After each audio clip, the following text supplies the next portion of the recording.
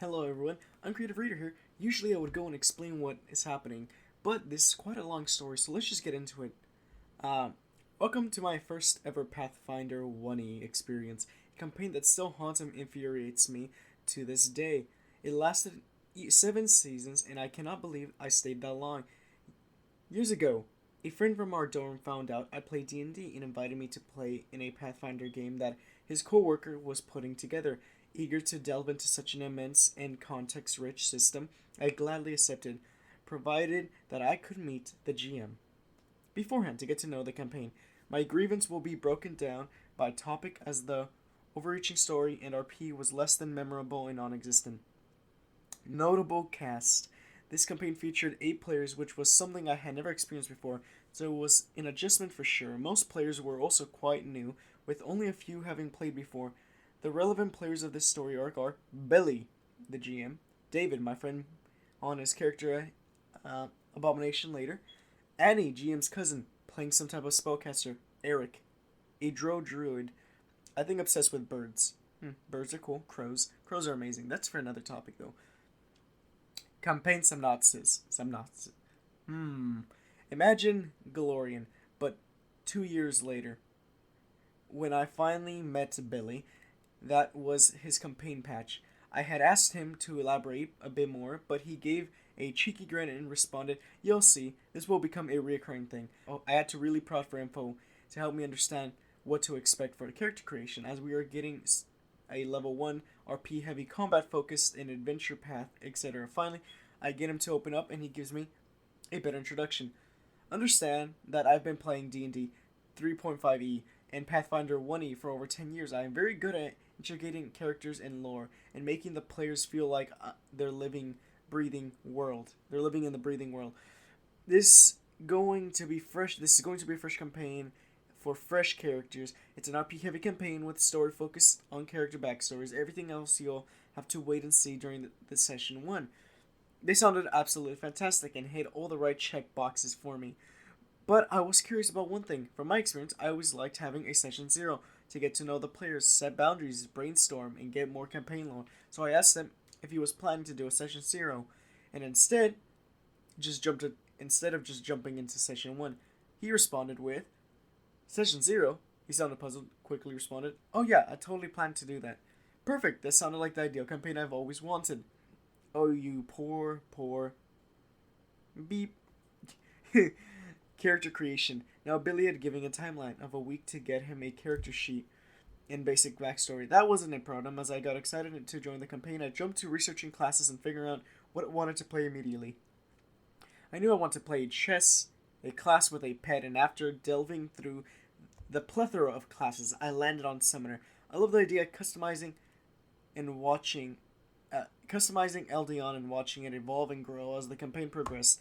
I knew little else about it, but when I mentioned it to David, Summoner, I knew you were a power gamer.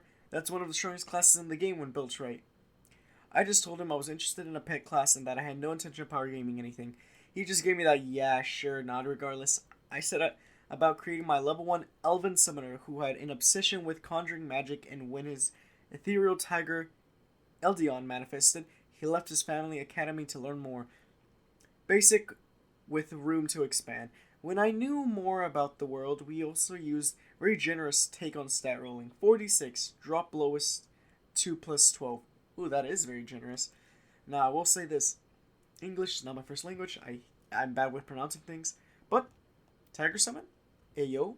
That's amazing.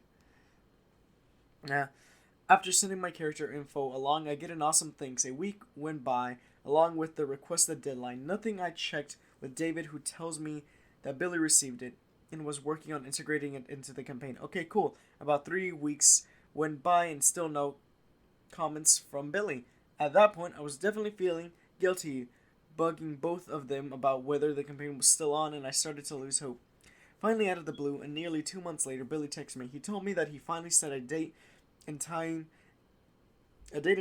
though he had never asked me about my availability. The session 1 was set for the following Friday. He also said that he had to change some things and that I needed to have a level 10 character, as well as stating that since I choose to go Summoner, I had to take 5 levels like Commoner to offset how strong that class is. So now I had less than a week to put together a level 10 character in a content-heavy system I knew very little about. I don't know how I feel about that because I don't think a character should be forced to take downgrades unless they start showing that they're gonna power game or meta game. And even then, it's always fun to integrate fun downgrades instead of just a basic one. For example, he could have made it so his summon can only be summoned if he has a good relationship with it. That's actually a very bad example, but hey, that's just one of them.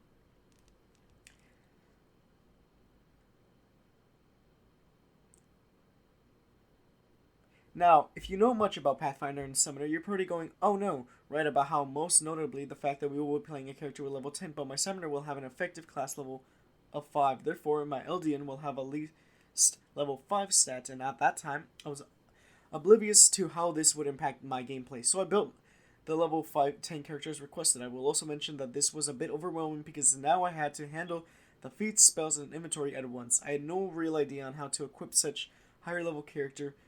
David gave me a few pointers, but he never had the time to sit down and walk me through it all, so I winged the best I could. Session 1. Session 1. There was no Session 0 in Bossing Say. The big day arrived and we all gathered at Billy's house. This was when I found out that we had 8 players as I entered the large dining room and saw the long dining table and 9 chairs around it. Upon the table was a long roll of paper with circles and squares drawn on it, meant to be a city map.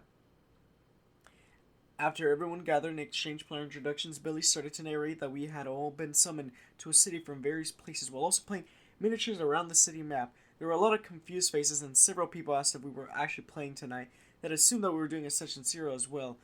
Some even stated that they hadn't finished their character sheets yet and had hoped to get help during the Session 0. Billy gave a long, exasperated sigh and said, "Right, okay, let's help you build characters." He pulled out his phone and sat down. Everyone sat there expectantly, and after a few moments he realized everyone was waiting on him. "Oh, David, you know how to fill those out. Can you help them?" David jumped to the pretending to flex his knowledge. He eagerly ran around helping those that needed help. I'd already finished my character sheet, so I sat there talking with one of the other players about our characters. Another chit chat.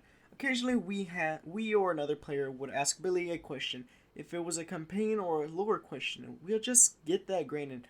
"Oh, you'll see. You'll see. I swear it's good. You'll see." If it was a system or mechanic question, Billy would think for a moment, then turn to David for the answer. My confidence in Billy's 10 years of Pathfinder experience was quickly diminishing. After an hour or so, Billy got real impatient and just says, "Alright, that's long enough. You all at least have skills filled out, right? Okay, let's begin. Place your miniatures on the map. Anywhere, it doesn't matter where." We all picked our miniatures of our character from Billy's stash and placed it on the map. They had been spread out everywhere. I thought that maybe he'd give us a little introduction based on where we placed our miniature and that we'll introduce our characters. Billy looks at the map, looks at us, and then says, "Roll for initiative." Well, that caught us by surprise.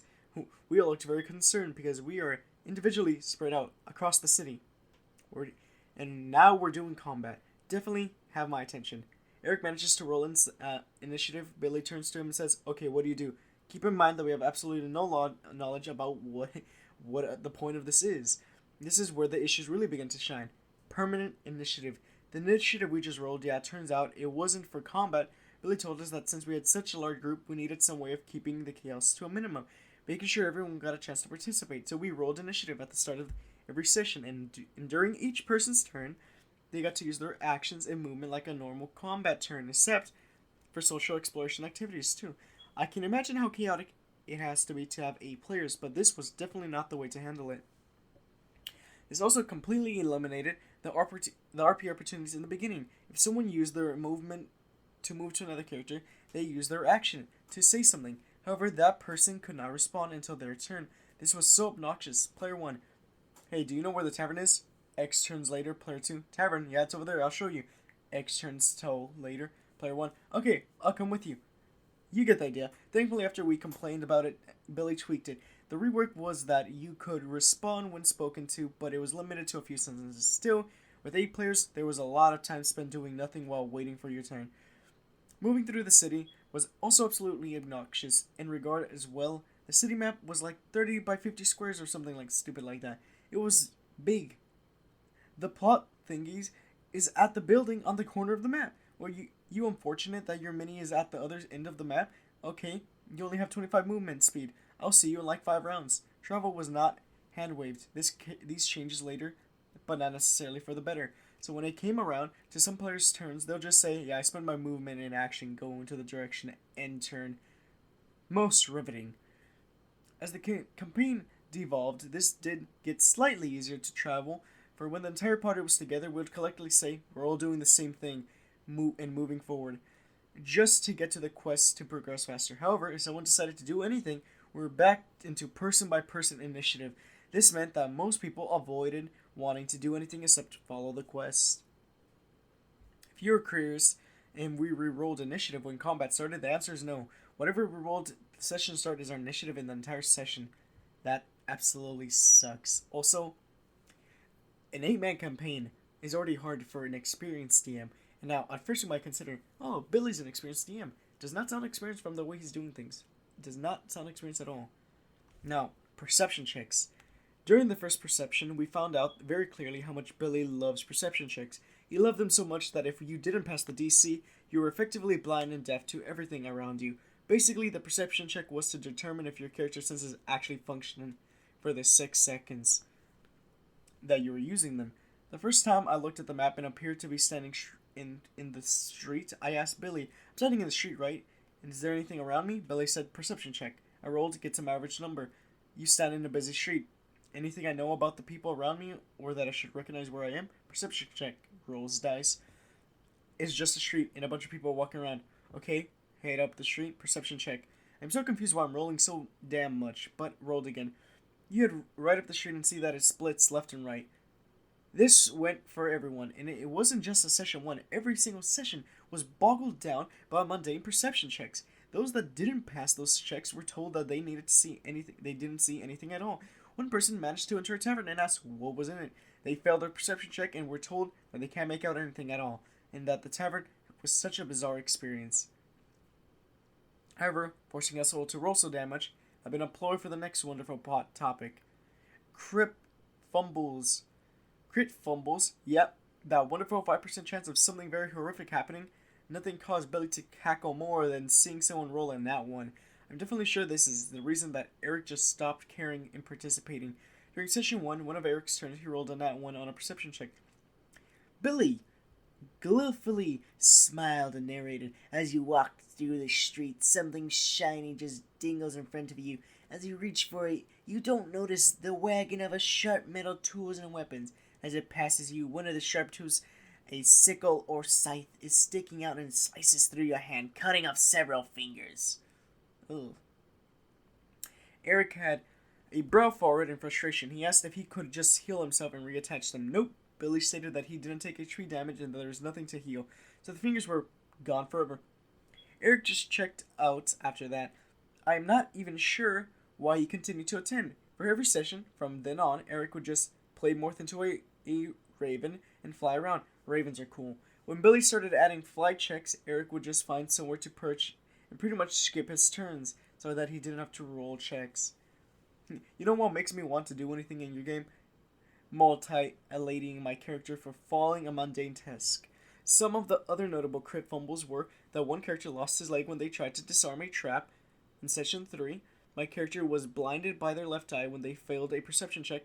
The final crit fumble is what killed the campaign. That was that his own topic later, we rolled a lot and then there was many nat ones, but they weren't always debilitating. Billy didn't roll on a fumble table, all the punishments were just based on how he was feeling at the time. I feel like he put far more effort into his crit fumbles than in the actual campaign. Although, to his credit, Billy wasn't biased against players. He did apply crit fumbles to enemies as well, which usually resulted in them insta-dying. The bandage is rolled and now one to swing his sword. He loses balance and falls on his own sword, piercing his heart. The most anticlimactic boss fight was that we had when we arrived at the bottom of a ruined castle. Came across a huge beholder like aberration.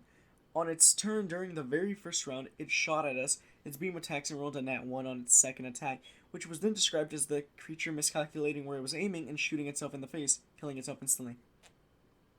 I don't think you can shoot yourself, but hey, power to you.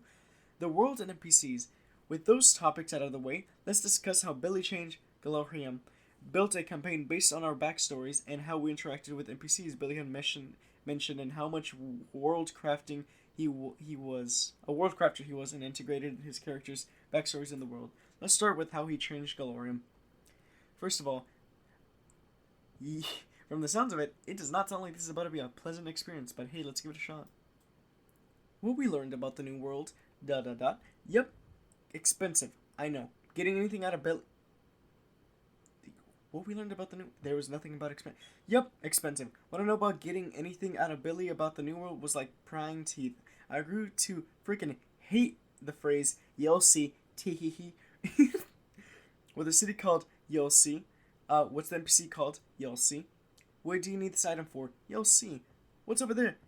If you go that way, you'll see. Mother Trucker, all I wanted was common knowledge about this world.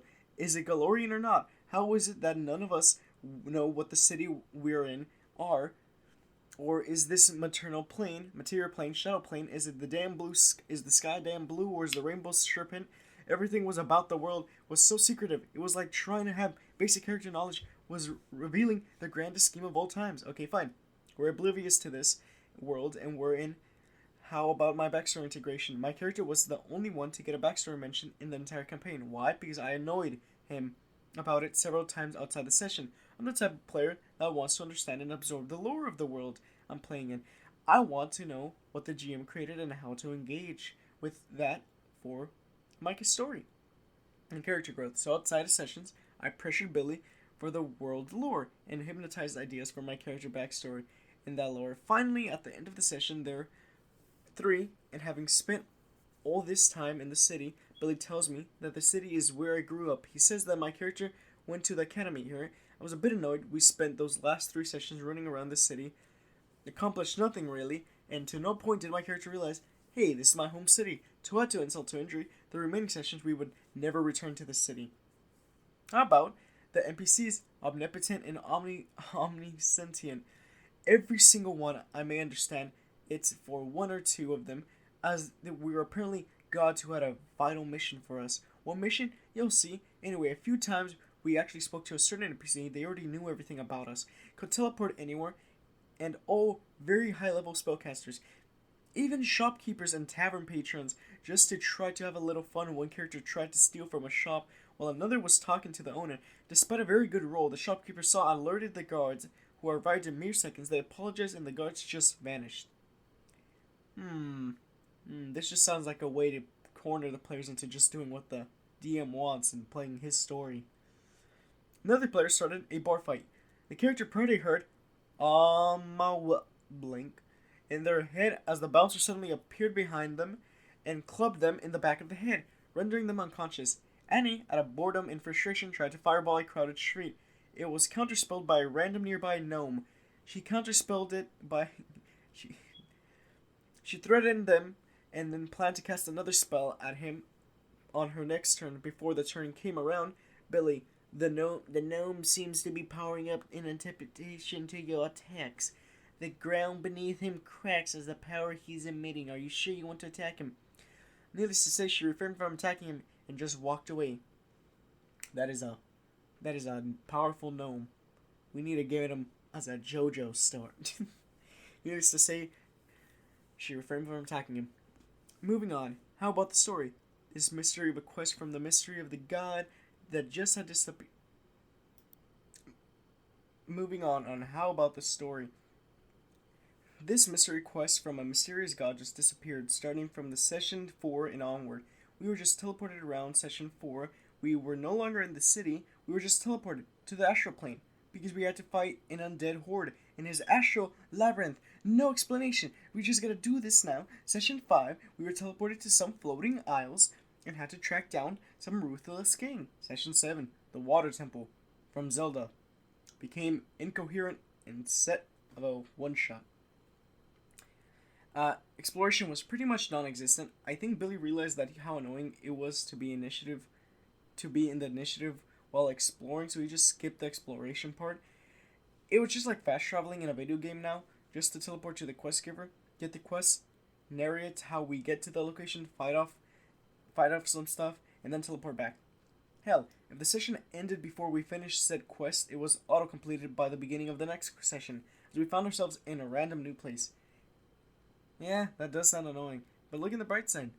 You guys, like you mentioned, basically are in a video game, Skyrim style. You can start jigging it up. You don't finish the quest in time, you can mess around, and if you do continue in next session, hey, you get to continue it. If you don't, you finish the quest and you had fun. Anyways, favoritism and cheating. Let's talk about David and his character. I would describe David's approach at TRPGs as competitive and hardcore power gaming. His goal was always to find a way to create the most broken builds ever and show it off to the other players, which is why he loved Pathfinder so much and would generally crap on most other systems. As for the campaign, David seemed to be the only one having fun at the table. He also knew things that we didn't and always happened to have the MacGuffin or stuff to get the MacGuffin. Every session, David would have new items or new story-related stuff. I first noticed this during session 4, when we were trying to find a way through the vault door. David just happened to have the key because he had stolen it from a chapel. I certainly don't remember us going to a chapel, nor him stealing anything. Maybe they had just spoke in secret while on break. Anyways, from the start of the session 5, we confronted them because at the session started, Billy narrated how David shows up on horseback accompanied by a legion of 50,000 soldiers. Billy explained that he had been running many sessions for David throughout the week. This was news to us. I made an offhand comment about not knowing we could do that and felt very unfair. He says that we could have always done this and he would be happy if more people engaged in this manner. Not sure if any of the other players took him up on that offer, but I tried. I felt a bit renewed vigor for an otherwise tiresome game. I texted him that night and over the next few days, no response. Next session, David has some fancy artifact or something. I asked Billy about the mini session for myself and he apologized, stating that he was swamped with work during the week. But David, whatever. I tried again over the next week. Nothing. Session 7, the last session, that, as it turned out, arrived, and I was so over this, I felt dejected and ready to wash my hands of this game. Side note, about the 50,000 soldiers, due to our collective protests and a bit of hand waving, it was decreed that the soldiers were actually automatons and all suddenly ran out of batteries. David was a bit annoyed because he had cool plans for that army. To really just hammer it in, we also found out around session 6 that David had been co-writing the quest with Billy. Besides their mini session, they would bounce ideas off each other and implement those in the campaign. David even admitted to knowing the details about our quest, such as where the traps were and what monsters were in play, and what the treasure we could find. The crazy part was the proud, smug look on his face when he admitted that he didn't see anything wrong with that. He thought that it was cool and that he had the insider information he could pass along to the party if we got stuck. Funny enough, I am David, but not. Let me explain. My friend is the DM. I'm usually helping from the sidelines, bounce, give some ideas to him, see if it works. I do sometimes know inside knowledge because my friend needs to ask me if this sounds right. But if I ever do find that inside knowledge, I just won't do the quest that I know of. Or for example, if it's a group quest and they actually don't know what to do, I would feel like a prick, but I just don't tell them because it is information that I know. They're from meta, so I can't help them. So yeah, if I ever do learn things from outside, because I help my friend a lot, I just don't explain, which is something David could have done, but no, he seems to have taken the I'm basically a demigod in this world idea. Okay, it might have been okay if his character had a more backseat follow the party role, but no, see exactly what I just said. His character was the most screwed up, OP, front and center character. Our first fight, his character decimated everything we could get into the fight with. His character had like 100 feet movement speed, something like 8 attacks or 4 round action, like perma stealth and more. He gave Billy pause, then we were up against. He gave Billy pause when we were up against a couple lantherworms. Billy rolled for an attack with one of the What the hell is a lantherworms? Billy does a 41 hit, something like that. It was shockingly high number. No. Billy looked at him a bit confused. When David go, he sets going the full round action to launch 8 attacks, never rolling below a 35, dealing something like 200 damage in total to save time, and And to save time and not have to confirm every attack it hit, Billy told us the linen worms had an AC of 30-ish. All I remember is him looking down on my poor tiger and realizing that the only way it will hit these creatures is if I rolled a nat 100. I mean a nat 20. Next linen worm attacks Billy. Does 50 hit? No. What the hell is your C? 58. The whole table's silent. One of the more veteran players asks how you managed that. Oh, I have a certain feat chain that combos with these other feats that gave me certain bonuses to such as allowing me to add my wisdom and charisma modifiers to my C. I also get class features that enhance that even further.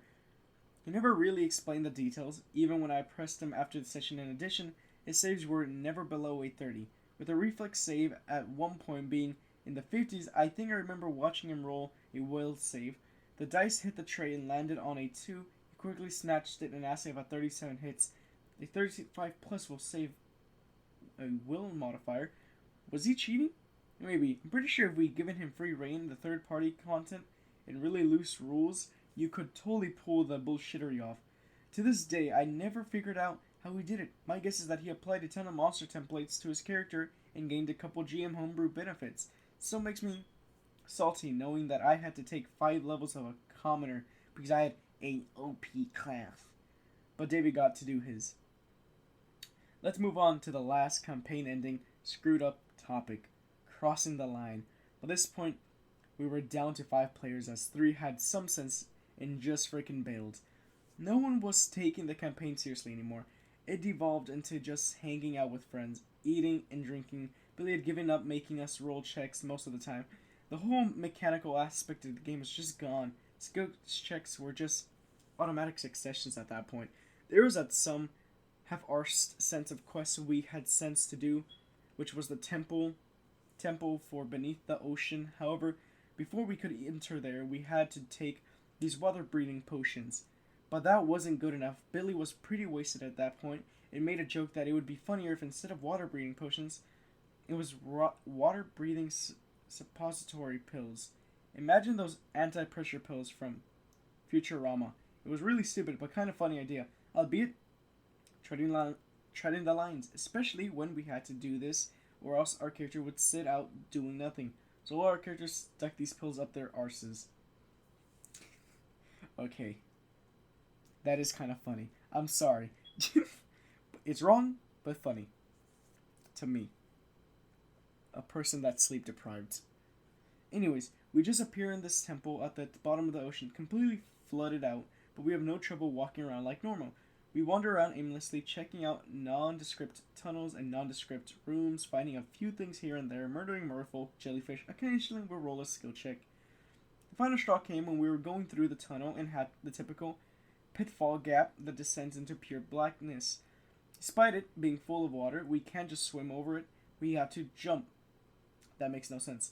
The first 2 rolled and passed just fine. Annie was next. She rolled a nat 1. Billy exploded in laughter and told us that he had a perfect one for this. After a minute of hysterical laughter, he finally regained some composure and started to narrate. Okay. So, you go to jump over the hole, and as you jump, something comes up. You see, like, tentacles, and this beak comes flying at you. It's just like an octopus or squid, as it wraps the tentacles around you and drags you down. Still remember the situation in vivid detail. He was in utter fits and laughter and couldn't really vocalize his thoughts. He was curled up in his chair between the booze and his laughing. The face was a bright bowl of red. He had wiped tears from his eyes because of the laughing, and he just gave a confused chuckle. Don't drink, kids. He started going into detail about how the squid tore through her clothes and how he used its tentacles to break and... quick warning to any viewers that don't want to hear the next part. Your warning's been given. To violate her character body, all while still having fits of laughter. This was the most uncomfortable moment I've ever had at the table. This was her cousin, mind you. It was the cousin. Oh my god, I forgot. This was the cousin. Oh no. Not Annie. Annie was dead quiet. She was sitting next to me at the corner of the table. I could see her hands gripped tightly together while she trembled silently. She was obviously very uncomfortable. Slowly, everyone got quieted down. And when they realized how far he was taking it, Billy made one final joke about turning the game into tentacle hentai. No one was laughing at that joke, and he glared at him. She stood up in a harsh tone, announced that she had to go to the restroom, and rushed off to the bathroom. The awkwardness and tension in the room was insane. Some of us eventually started idle chit-chat, avoiding the game-related conversations. Billy was still having the occasional spat of laughter, but he slowly came down, pretty sure he was still too drunk to recognize the situation. After maybe 10 minutes, Annie returned, clearly having been in tears. She tells us that she forgot she had to work early in the morning and grabbed her stuff and left. Most of us trickled out after that.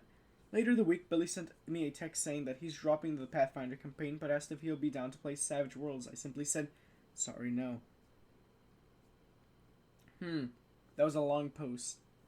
OP does go on to say that he does not see OP ever again after this from outside the D&D, and that he would rather assume that Billy realized what he did and apologized profusely and maybe cut back on drinking a bit. Billy sounds like the typical new DM that really just thinks he controls everything. And even though the DM himself does control the story, you're telling the story to the players so the players can world build and play as well. The DM does not carry the entire burden of a world. It is both the player and the DM. Billy shouldn't have done what he did, considering that was his cousin, and you never want to roll for a player to get violated. That's just immoral and nasty. But anyways, this has been Uncreative Reader here, and if you like my video, please leave a like, and if you want to see more videos by me, then please consider subscribing for more content. Peace.